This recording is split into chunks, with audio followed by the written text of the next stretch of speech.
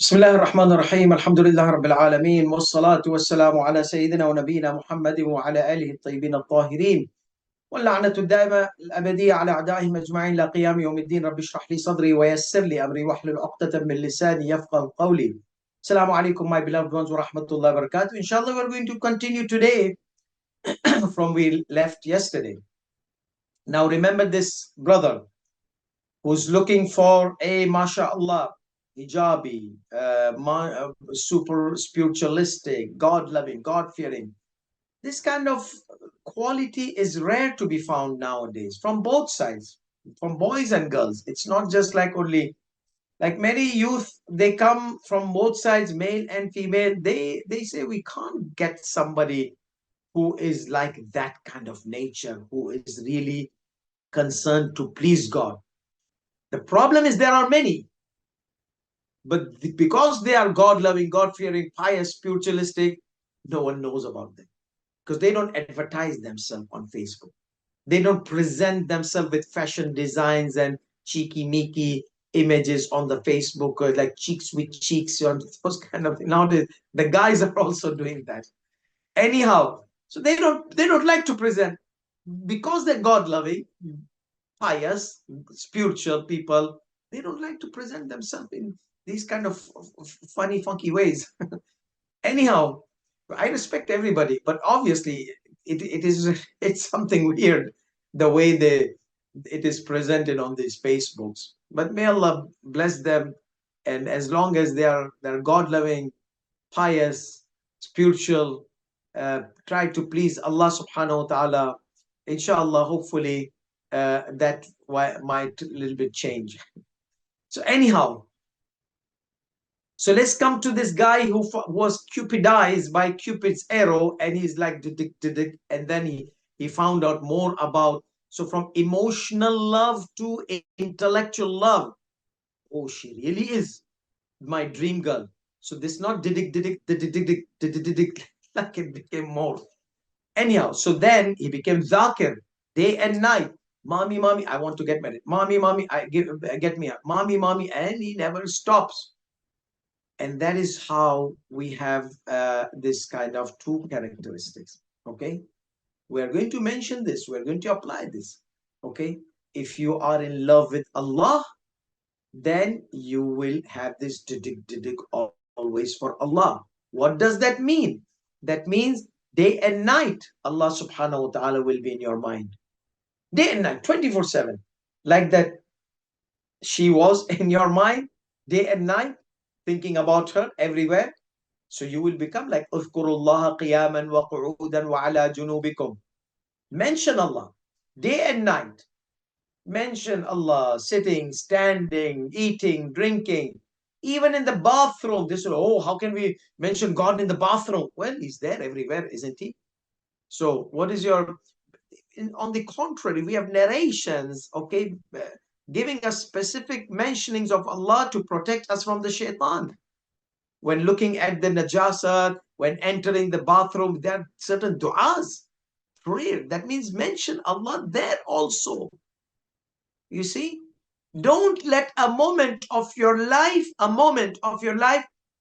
without Allah in your mind, without Allah being there present in your mind. Okay, don't let it be like that. Because shaitan doesn't want you to. Oh no, shaitan becomes your spiritualist. Are you really going to mention God in the bathroom? In the bathroom? With the najasat? You say, yes, this is everywhere. And he wants me to mention him everywhere. Get out of my way. Get out of my life. A'udhu billahi minash shaitanir rajim. You see? So he becomes a dhakir. So if someone has the marifat of God, he will become dhakir of Allah. He will become dhakir of Rasulullah sallallahu alayhi wa sallam. He will become dhakir of our ai 24/7, Imam will be in his mind. Our Imam of time, Ajjalallahu ta'ala farajahu sharif. You see the marifat? You see how much marifat we have? We can find out through these things. Number one, love. Number two, dhikr, mentioning. They got married. Mom said, Khalas, I'll get you married. And she went there, please get my son married. It's obsessed. Intellectual obsession, not emotional obsession, dangerous obsession. Okay? The obsession of a mu'min for Allah is intellectual obsession. He does anything for the sake of Allah, for the love of Allah. Okay, so what next? They got married, happily married forever.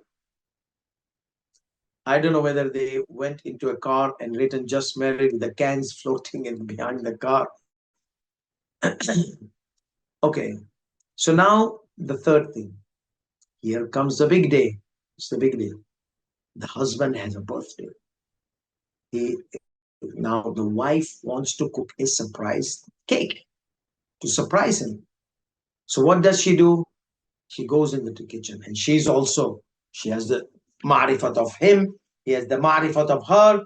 So she's also lost in the love of, and she's cooking with all the love and all the she's putting the fragrance of her love in the cake. Okay? That means her actions are packed with that love and marifat. She's not cooking and thinking of something else. No. Her focus, because she loves, she has marifat, she's dhikr, she's doing the dhikr of her husband.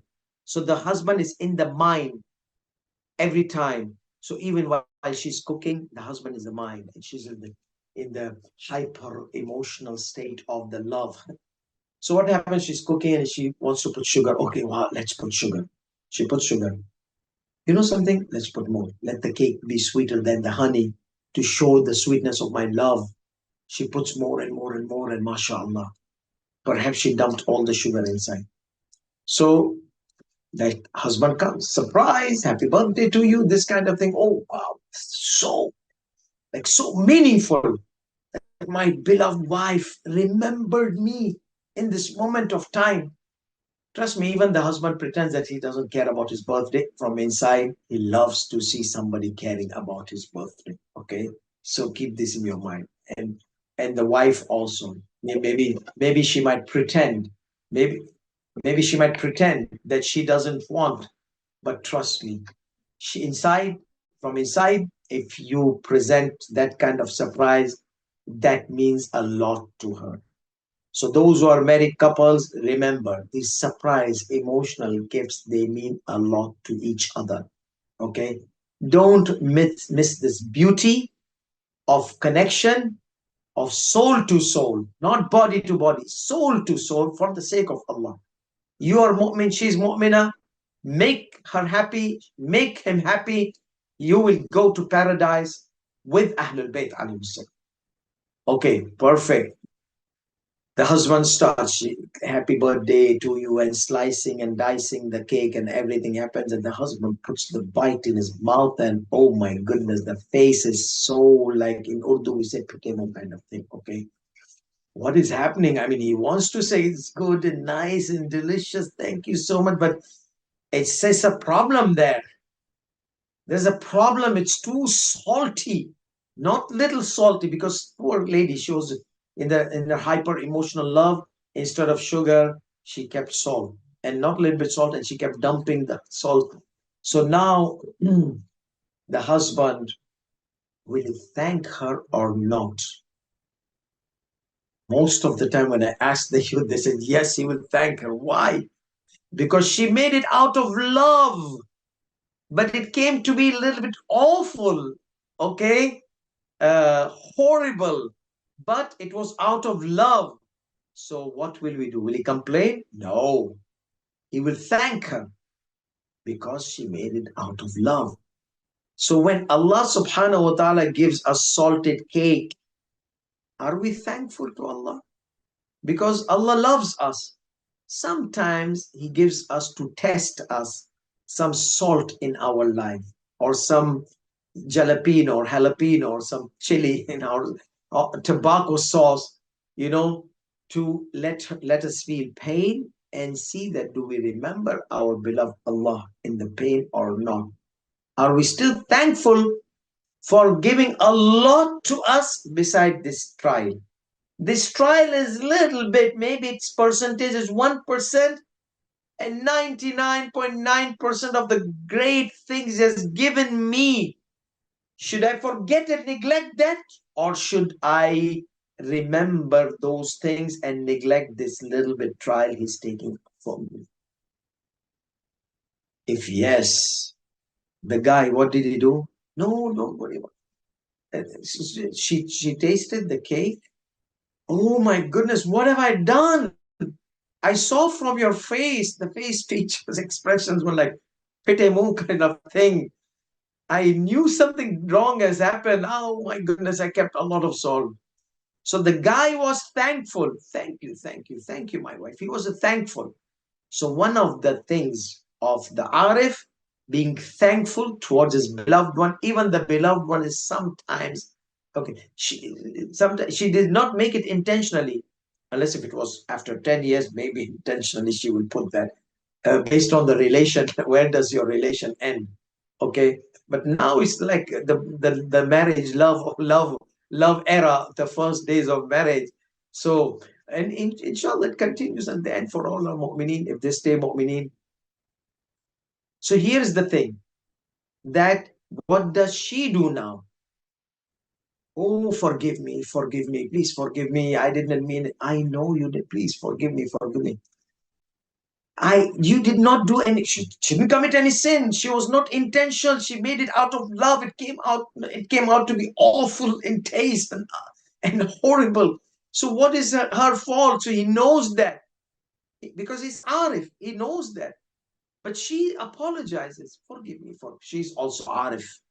Okay, for him. Forgive me for, but you did not do any. Yeah, but I wanted to do something good, but it's okay. Accidental, okay, no problem.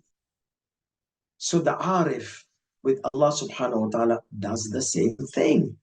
Okay, what does he do? So the one who is Ma'rifah doesn't repent only for his sins. Ya Allah, I've committed sin. I've stolen. I backbited. Forgive me, forgive me. No, no, no, no, no, no, no, no. The Arif, the one who is Ma'rifah, he feels guilty about even makruhat.